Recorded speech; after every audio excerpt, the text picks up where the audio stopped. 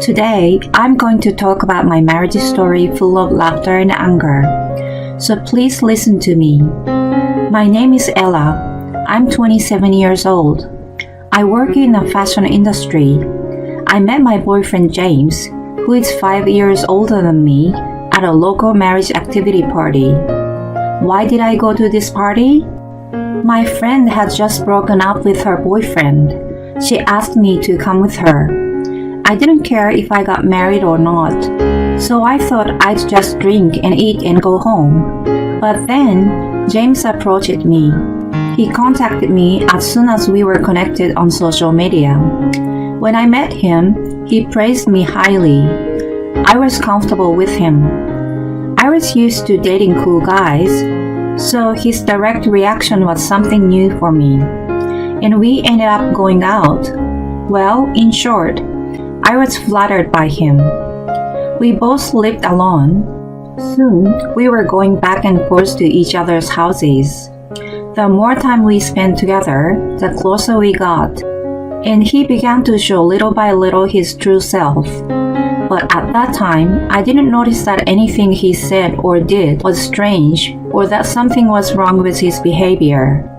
The one thing that sticks out in my mind is when he was taking a bath, there was an incoming call on his phone. The screen lit up, and when I looked at it, I saw the word Kansas. He came back from his bath. I asked him, "Who is Kansas?" He said, My boss. I've recently been transferred, so I've forgotten who she is." He answered with some impatience. She has an unusual name, doesn't she? "Oh yes, that's right. It's something like, some country name." I wondered what he was in such a hurry for, but I didn't question it that much, so I didn't pursue it any further. I didn't know that this was a harbinger of terrible things to come. Looking back, other strange things happened too. The day after he stayed at my place, I borrowed his car to go to grocery shopping. His car was easier to maneuver in the supermarket, so we used to use his car. After breakfast, he went back to bed to get a nap because he was tired from working overtime the day before. I decided to go alone. I got into his car and operated the car navigation system to check traffic jams. It showed a history of directions to my house from an unknown location. He said he worked late at the office and came straight to my house. It is almost a straight road from his office to my house. The place where he left according to the car navigation was the opposite direction from his office. But I was carefree. I thought he was checking out the place where he was going to go for business. I took it as a good thing. But there was also a hidden reason behind the incident. We continued our relationship, and he proposed to me. I had no reason to refuse. I was in love with him at the time, so I accepted his proposal, and we were preparing to get married. On our anniversary, 1 year after we started dating, we booked a wedding venue and proceeded with all the arrangements. It wasn't a fancy ceremony, but the preparation for the wedding was still very exciting. The first time I tried on a wedding dress, I was so happy and excited. The guests were only my closest friends and family. My parents, my sister, and a few relatives. James' parents had passed away, so his aunts, uncles, and cousins were going to attend. Preparations were progressing steadily. All we had to do was to wait for the ceremony. But a week before the wedding, he started to say some strange things. "I'm feeling kind of sick. What if I collapse on the wedding day? The weather forecast is for rain on the day of the wedding. Do you think it's safe to hold the ceremony?" Honestly, I thought what the hell is he talking about? What the hell is he thinking? If you're not feeling well, take care of yourself. The chapel and the ceremony are both indoors. Rain doesn't matter, right? If you think about the road trip for the attendees, I'd rather have sunshine than rain, of course. but that's not what he's worried about. I let his comments slide. I quietly proceeded with the preparations for the ceremony. And finally, on the day of the wedding, the actual weather betrayed the forecast and we were blessed with clear skies. All the attendees arrived safely. It was a small ceremony with only a few people invited, but I was very happy. It was a nice ceremony and reception. The incident happened at the after party afterward. The after party was attended by my friends from school and colleagues from my current job, and even friends from social media with whom I got closer by talking about fashion. I had a lot of people there. In contrast, his friends were less than half of mine. But he's not from around here. He got transferred by his company, so I thought it was only natural. He took the microphone to greet the start of the after party. He took a deep breath and said loudly, I'm sorry. I have a wife and child. That's why I can't marry you, Ella.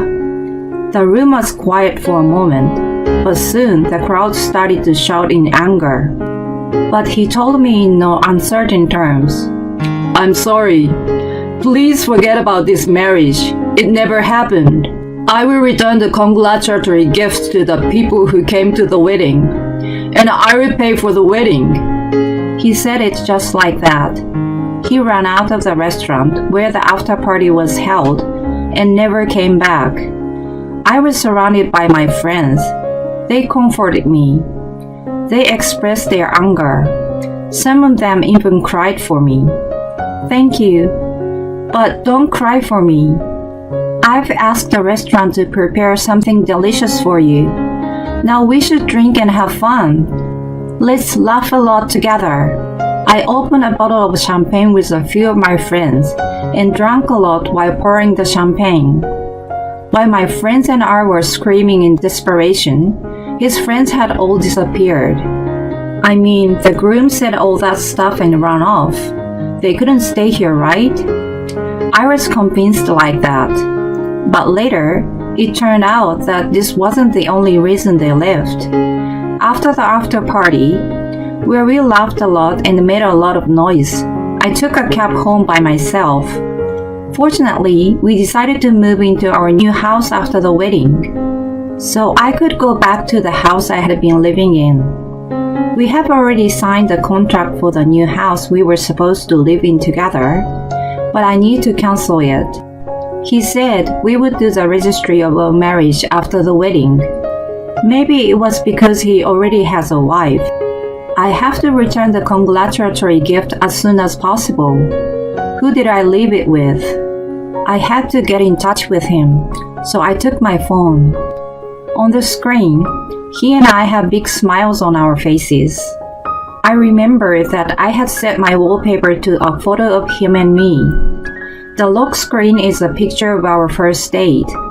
After unlocking the screen, I see a picture of us on our vacation at the beach. I was so happy at that time. As soon as I thought like that, tears filled my eyes. I was finally able to cry when I was alone, whining and crying like a child. My head ached from crying so much, and I began to feel heavy with swollen eyelids. Don't think I'm going to let you get away with this. I will never forgive you. I mumbled in a low voice, with full of anger. After that, my memory was cut off. I must have fallen asleep, as if someone turned my battery off. When I woke up, my head was clear, but my mind was a blur. But I thought it was only natural. I didn't touch my phone for a while, and there was thousands of messages and incoming calls.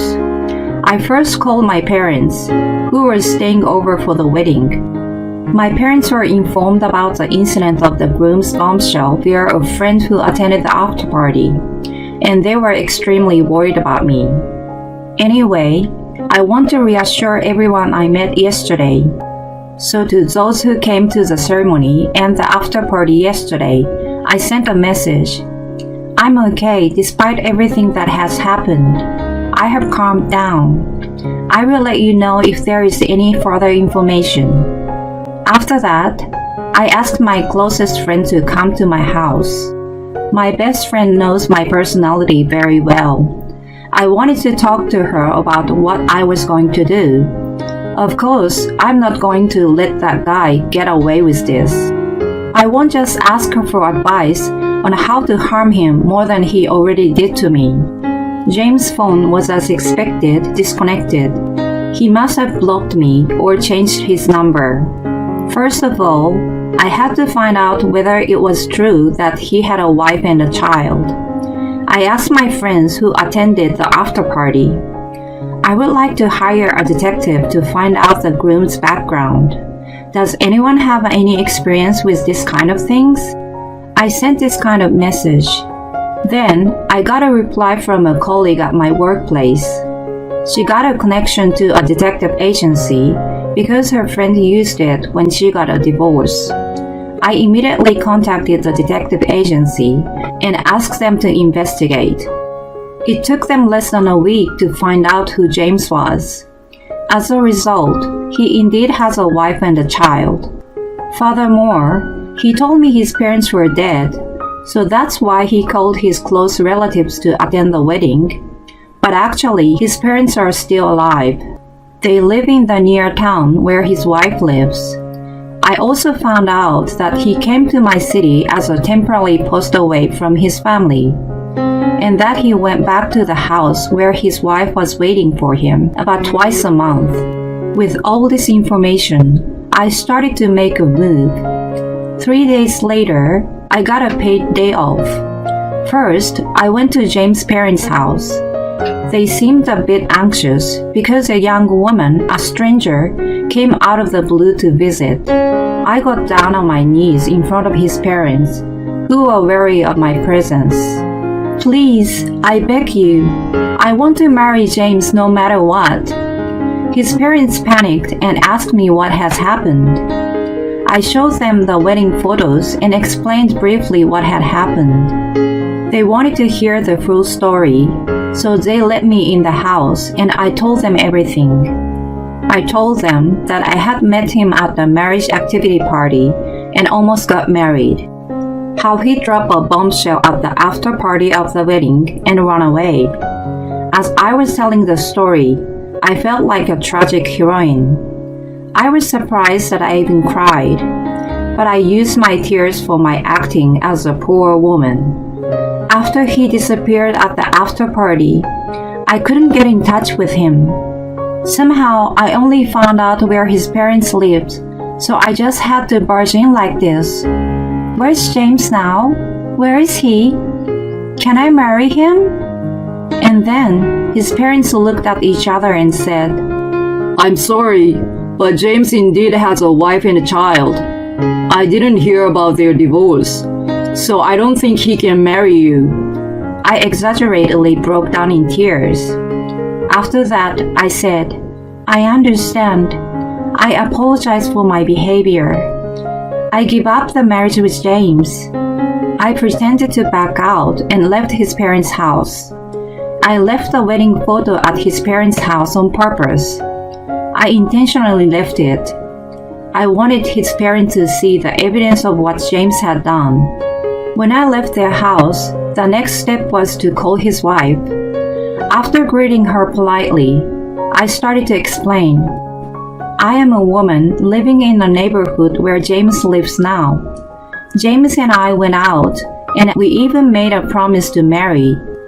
Even though I didn't know he was married, I'm sorry for what I did to you, who is his wife. I revealed everything at once. Now, what is her reaction? Would she think it's a prank call? Or would she panic and get angry? His wife's response was neither of them. She took a deep breath. If that is true what you are saying, I would like to meet you and talk with you face to face. She said that in a clear tone of voice.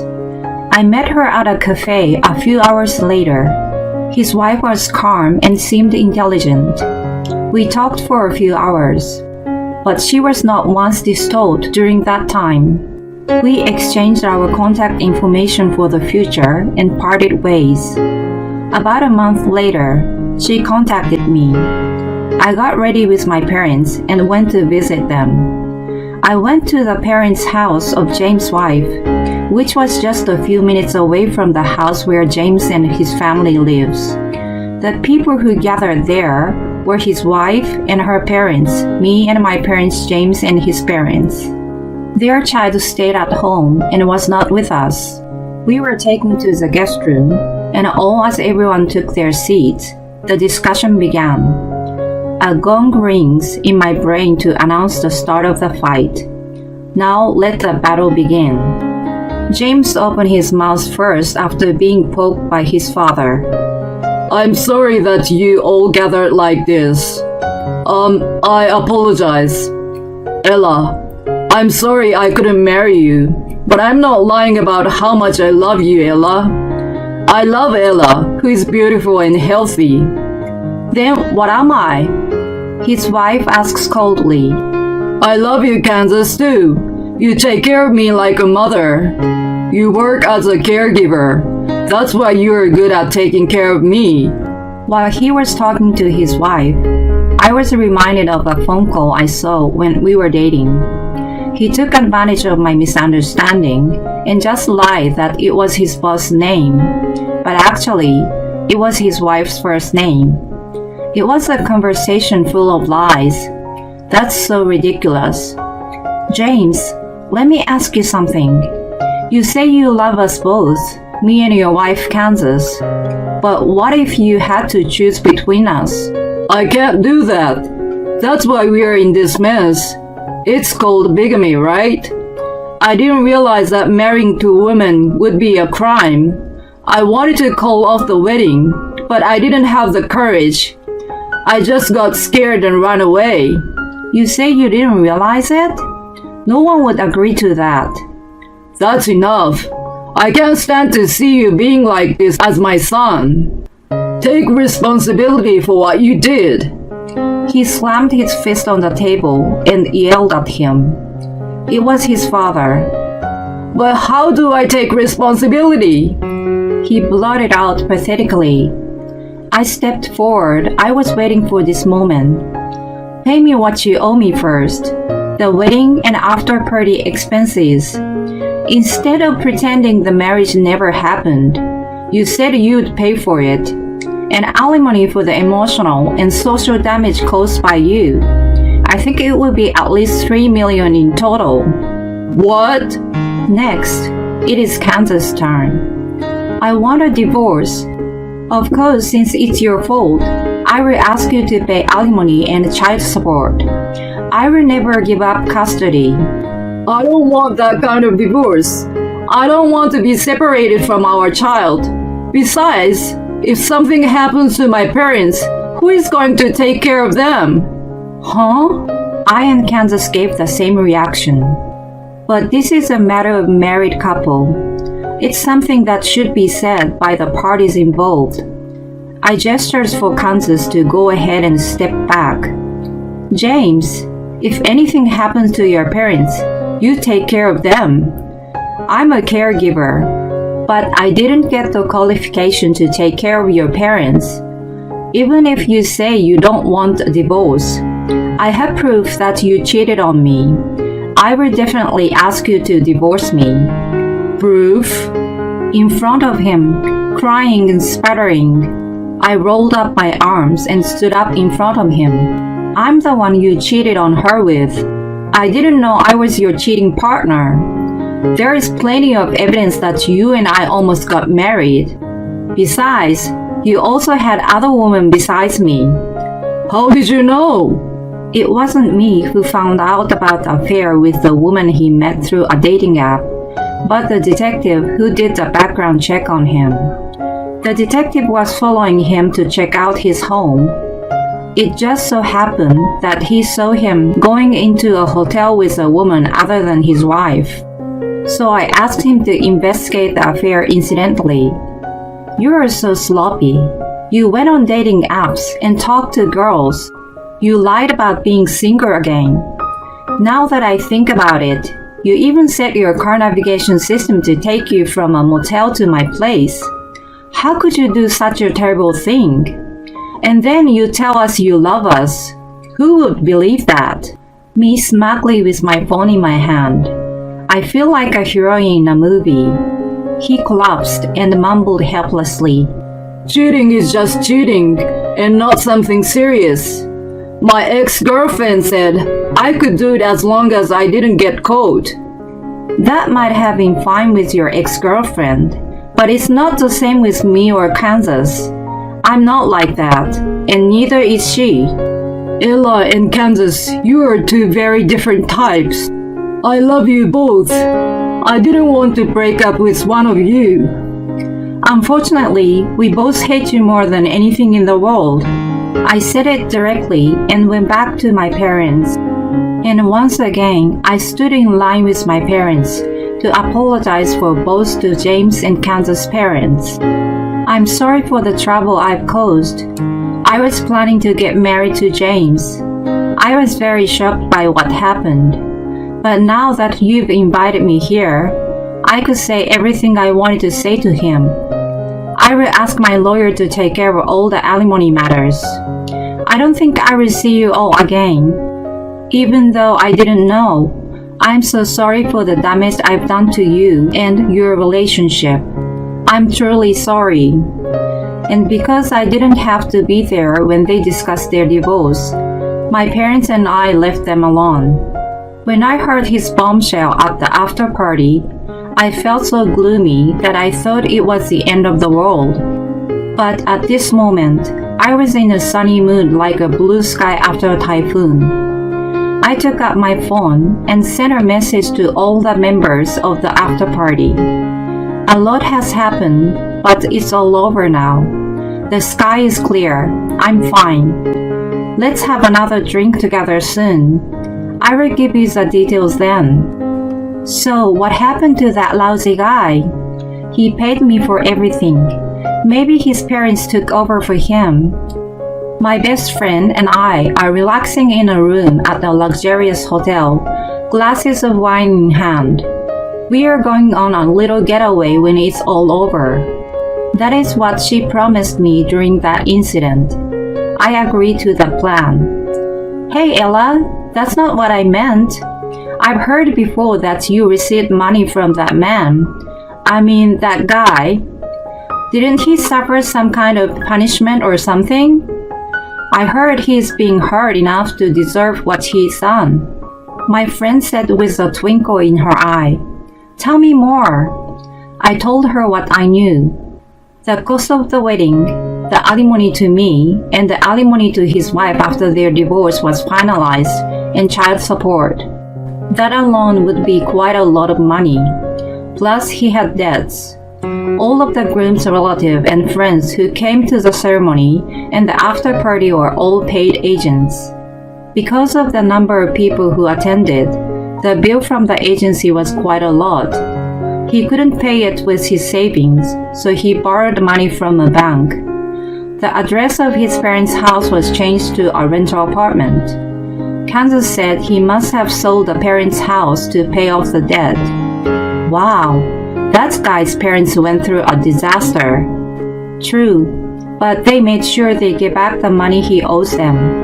And they're not going to have any other kind of relationship with him. I heard they are going to cut off all ties with him. And how is he doing at work? I heard he is still working at the same workplace. It's hard to hide what has happened because it was such a big incident. People at his work know about everything, so I heard it's not very comfortable. My best friend smiled and said she's relieved that he got that punishment. I agreed with her. I laughed, I got mad, I got angry. It's been a really busy few months. I've had a lot of hard times being stuck with a jerk. But more than that, I had a lot of support from my parents. I've had a lot of encouragement and help from so many people. No matter what happened, I realized that I'm not alone. I don't know if I will ever want to get married again, or if any bad things will happen again, but I'm sure I will be fine. I will smile and do well tomorrow. Hey, Judy. What's wrong? It's a cold day when Christmas songs are played everywhere in the city. I stopped to look at a tree ornament that caught my eye. My husband, whose white breaths are clinging in the air, turns his head to look at me from a few steps ahead. He smiles softly, his ears red from the cold. I adore the way he looks at me. Nothing? Let's go home and have dinner. It's a hot stew for an especially cold day. I've already prepared it. Sounds great. Laughing, we hold hands and walk down the street. From somewhere, a familiar Christmas song comes into my ears. I'm Judy. What I'm about to tell you is a rather strange Christmas miracle I experienced a few years ago, and the story leading up to it. You're late. Before I could say anything, I cringed at the anger hurled at me by my husband, Dan. Where have you been? Well, I just went to the closest deli. It was the middle of December, when it felt like it was about to snow.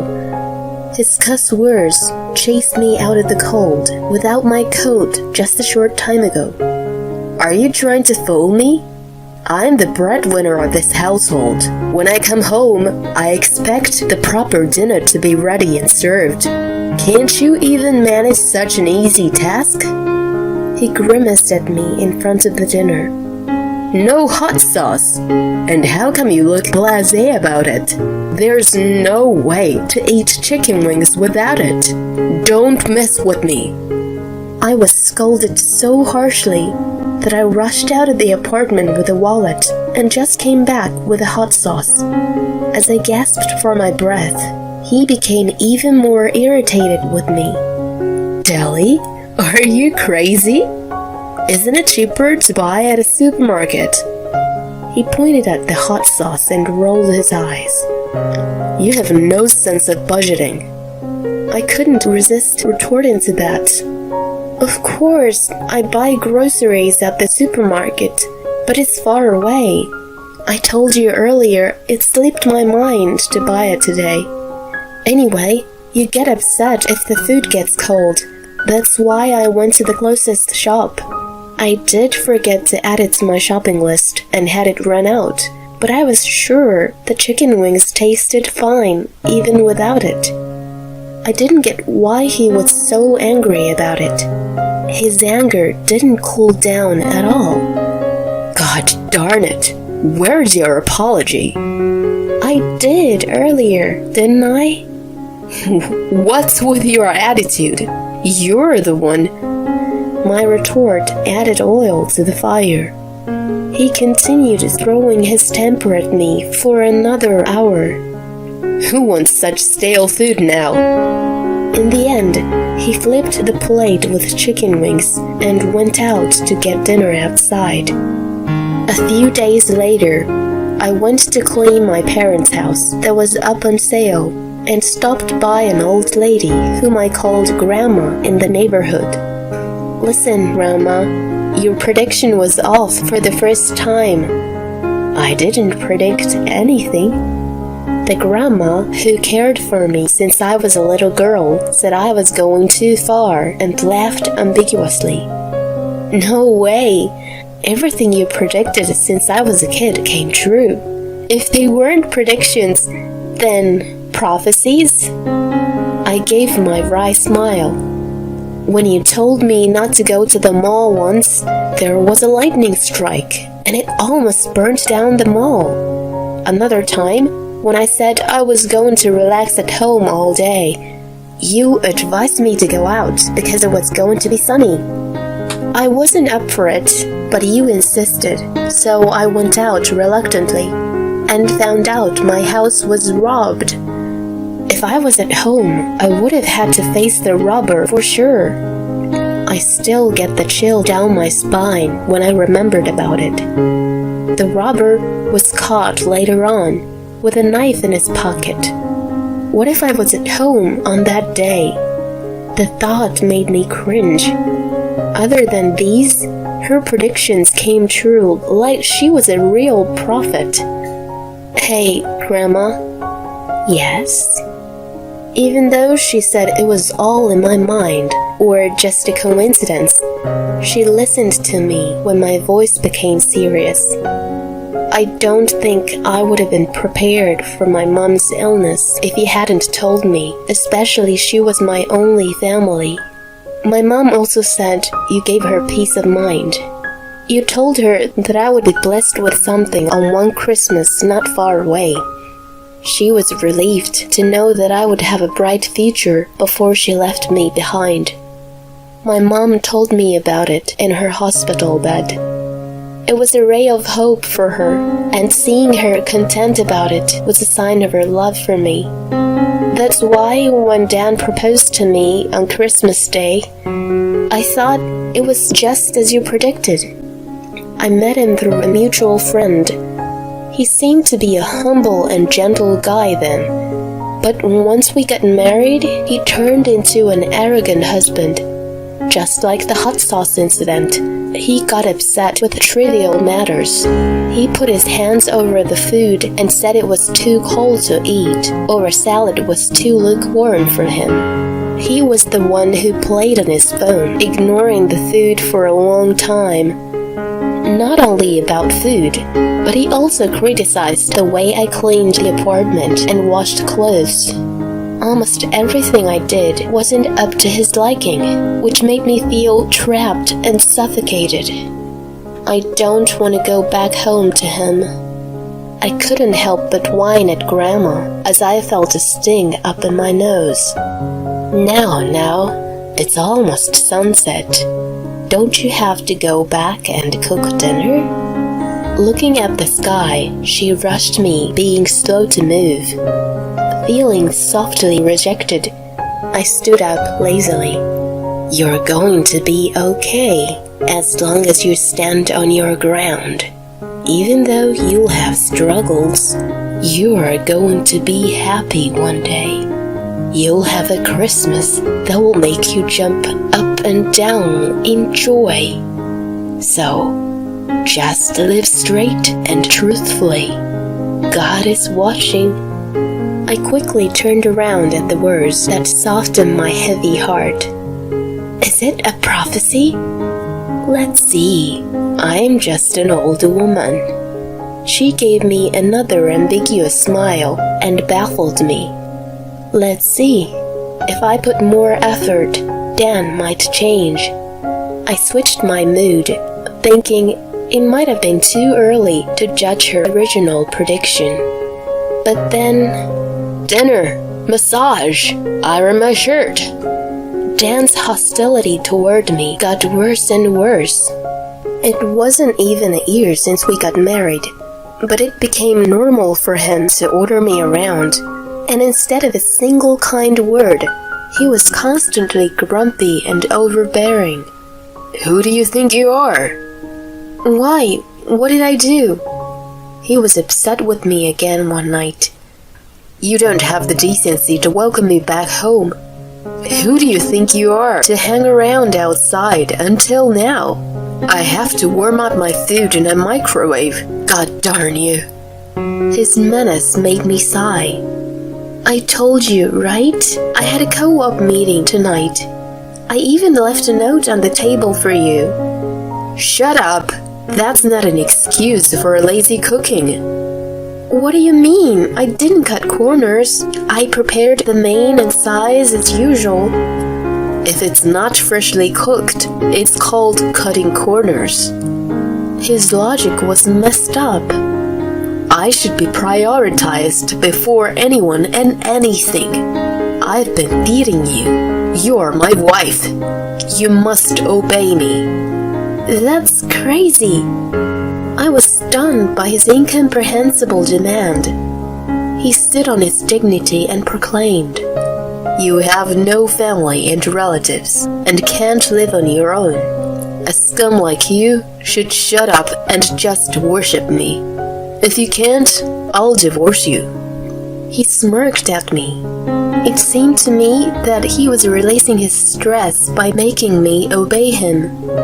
Anyway, give me a foot massage." I tried my best to restrain myself from snapping back at him. He would have just become angrier anyway. Most of all, I had nowhere to go in the midst of sleet at night. So I sat down on the floor to give him a massage.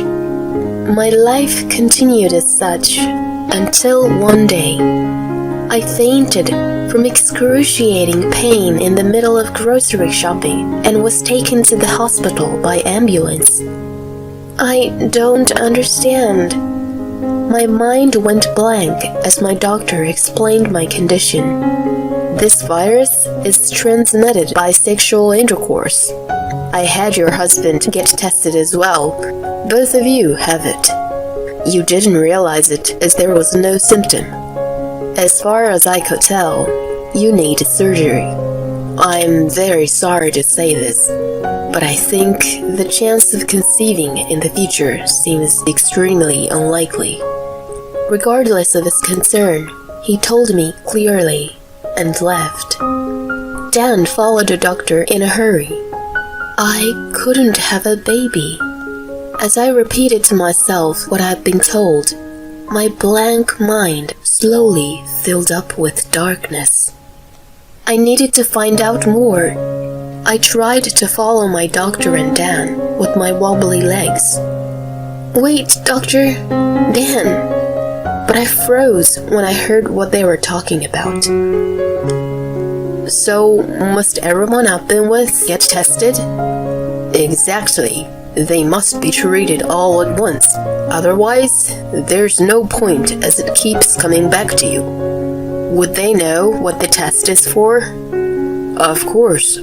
I listened with despair to the conversation between Dan, who was persistent, and my doctor, who was getting annoyed with him. The bottom line seems to be that Dan has had at least 3 girlfriends and is still seeing them. I complained to a picture of my mom in an empty room.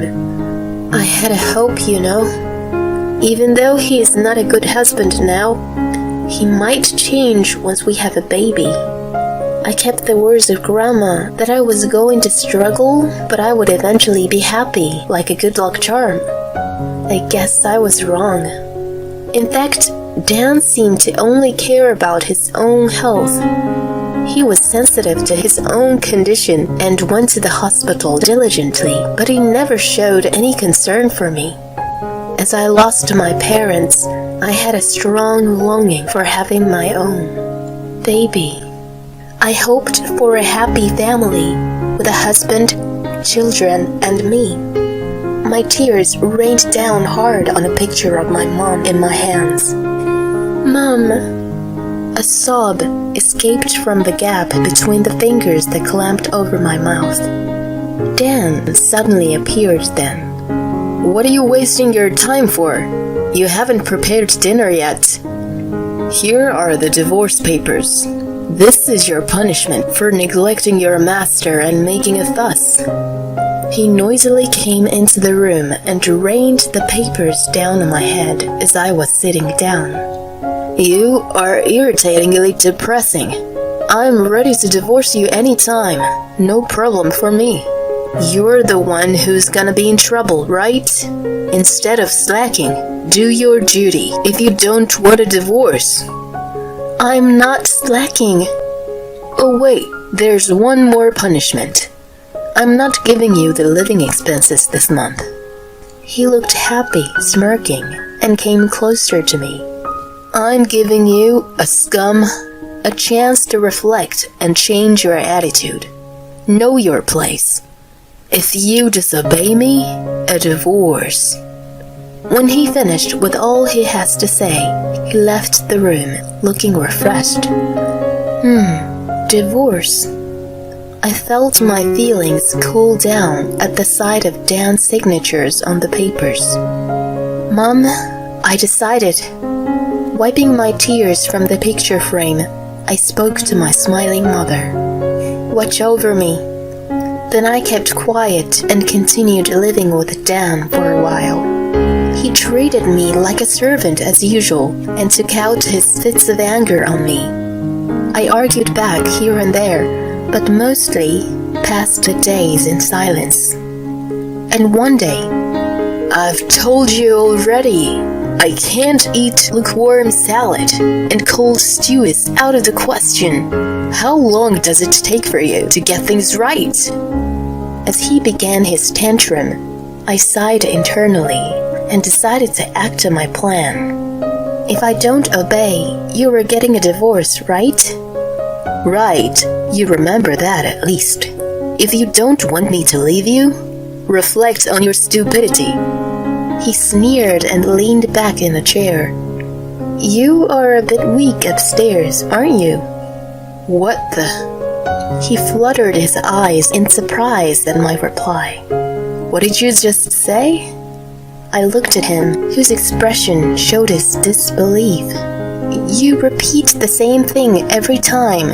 Do you know what vocabulary is? You only utter the word divorce over and over. Your lack of vocabulary is quite sad." "What the heck?" "Let's get a divorce. It's totally fine with me. I'll be a stranger to you just as you wish." "What the? Are you serious?" I smiled and said my farewell words to him, whose mouth was agape, and he even forgot to get angry as usual. "I've already moved all my necessary things out of here. If there's anything you don't need, just throw it away. Goodbye." I shuffled off the apron I had bought when I got married and folded it lightly. I placed it gently in front of him and put the house keys on top of it. I looked at him one last time. Then I left the house with my pre-packed suitcase. "What the heck is going on?" His voice chased after me as if he snapped out of his confusion. I could care less. Yay, I'm free. I pretended not to hear anything. With a refreshed feeling, I made my way lightly to my parents' house, where I decided to live again. 1 year since then, the divorce was already finalized, yet Dan continued contacting me. "You are sorry, aren't you? I'll take you back if you apologize. A wife should..." and so on. I had turned off notifications and ignored the non-stop texts coming in, which I'd never experienced in my marriage. After much persistence, I decided to have a final face-to-face meeting with him at his parents' house. "Why have you been ignoring me?" Dan, who seemed to behave in front of his parents, spoke to me in a sensible way. "I've been texting you all this time, but you never replied once." "Oh yeah, I turned off the notification from you." "Why?" "It was too annoying." "I am annoying? Me?" "Yes, you. So, what do you want to talk to me about?" "You are..." His face slowly turned red with anger as I answered him in a deliberately annoyed manner. "What's with your attitude in front of my parents? What the heck do you..." "Oops, my bad." He finally shouted louder, but then he remembered where he was and uttered an apology that he had never made in his marriage. I thought to myself, wow, amazing. He knows how to apologize. I tried my best to resist the urge to make fun of it and prompted onward. "What do you need to talk to your ex-wife you divorced about?" He cut to the chase, puzzled that my attitude remained casual in the presence of his parents. "Hold on. Why are you acting so strange? Aren't you struggling after the divorce? How are you living now?" He made it sound like he was concerned about me, yet he never came to check on me, even though he knew where I was. "I don't mind getting back together, if that's what you want. Doesn't it make you happy?" Not at all. I almost laughed so hard seeing his overconfidence. It doesn't make me happy, and doesn't help me in any way. I'm making enough income to support myself. Besides, the living expenses you were giving me were only $500 a month. It wasn't even enough for what we needed. I mean, You're the one who's struggling to manage such an amount without me, right? The cost I was covering for you are gone, and I'm much more comfortable being alone now. I don't understand the point of getting back together after being free. I pretended to be baffled, to which he was clearly agitated. What? You were supposed to be a housewife. I mean, the detail of our finance isn't what we're here to talk about. Unsettled by the presence of his parents, he mumbled, Listen, Dan, stop acting like a little kid who got caught doing mischief and calm down a bit. There's no point in trying to make yourself look good.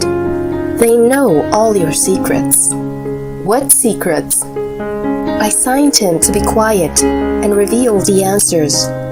You're mistaken about me. I wasn't just a housewife. I told you that I used to live abroad because of my late father's work, right? I used the German I learned back then to translate at home. There were many materials on the bookshelves, you know.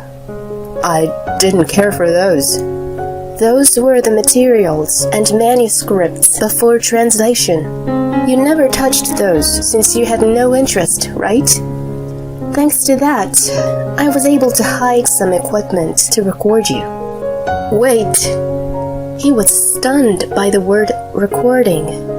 It was his father who presented the real thing in front of him. See? All your secrets, like how you used to treat me, are out now. Your parents were in tears watching this and apologized to me. They are ashamed to have raised a son who treated me horribly. Well, being under the spotlight almost made him run for the hills. But his mother grabbed him and made him seated again. She signed me with her eyes, and I replied by pulling out the papers. These are copies of our divorce papers. There were parts marked with a red circle, which I pointed to Dan. You know them, don't you? No way. It was understandable for him to be in such a shock. What I pointed to him were the witness signatures. On it were written the names of someone he knew very well. Actually, there wasn't enough space. You had more than 2 girlfriends, right? Wait a sec. No more waiting. Before I could continue, a resentful voice was the first to echo. Dan, you never told us about STD. We only have a relationship with you. That means you brought it in from somewhere else, didn't you? I mean, what am I, a fling? Didn't you say we'll get married one day? That's a statement only a bachelor should say. Oh no. We watched the video too. You are a villain not only to us, but to all women. You are the #1 public enemy. You are finished. Surrounded by his girlfriends, Dan crumbled to the floor. At such a son, his parents made exaggerated sighs. I had a private detective look into his girlfriends and secretly contacted them. Of course, I had told my ex-in-laws the whole story too.